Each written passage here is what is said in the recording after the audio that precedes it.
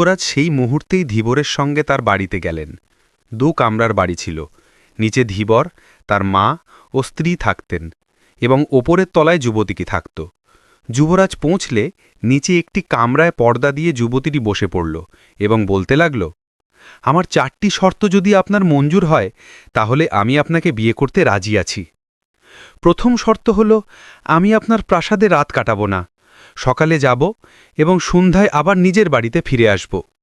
যুবরাজ ভাবলেন, এটা কি ধরনের কথা, এটা কেমন অদ্ভুত শর্ত। কিন্তু তারপর তার মনে হলো যে এসব বলার কথা। একবার বিয়ে হয়ে গেলে প্রাসাদ ছেড়ে ঝুপড়িতে কে ফিরে আসে।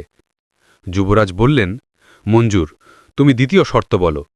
যুবতীটি বলল, দ্বিতীয় শর্ত হল, আপনি আমাকে ছোঁড়া বা কথা বলার চেষ্টা করবেন না। যুবরাজ এই কথা শুনে হেসে ফেললেন।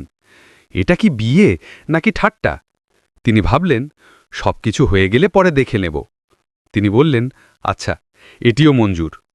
যুবতীটি আবার বলল, আমার চতুর্থ শর্ত, যদি আপনি আমাকে আঙুল দিয়েও ছোঁয়ার চেষ্টা করেন তাহলে আমাদের সম্পর্ক শেষ, তারপর আমি আর কখনো ফিরে আসব না। যুবরাজ ভাবলেন, এই যুবতীটি বড় অদ্ভুত, কেমন বেয়াদ্দব। একবার বিয়ে হয়ে গেলে সব শর্ত বাতিল হয়ে যাবে। তিনি বললেন, আমার তোমার সব শর্ত মঞ্জুর। যুবতীটি বলল, যদি আপনার শর্তগুলো মঞ্জুর হয় তাহলে আপনি বরযাত্রী নিয়ে আসুন। যুবতীটি চায়নি যে তার জন্য ধীবর কোনো বিপদে পড়ুক। যুবরাজ 2-4 জন বন্ধুকে সঙ্গে নিয়ে ছলে বলে কৌশলে চলে গেলেন এবং ফেরা পরিয়ে কনেকে প্রাসাদে নিয়ে এলেন।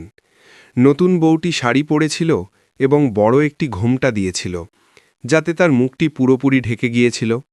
বোঝা যাচ্ছিল না যে নতুন বউ হয়ে প্রাসাদে এসেছে। রাজারানী তো ভিসিই অন্তর্ভুক্ত হননি, শুধু যুবরাজের একজন বিশ্বস্ত দাসী ছিল।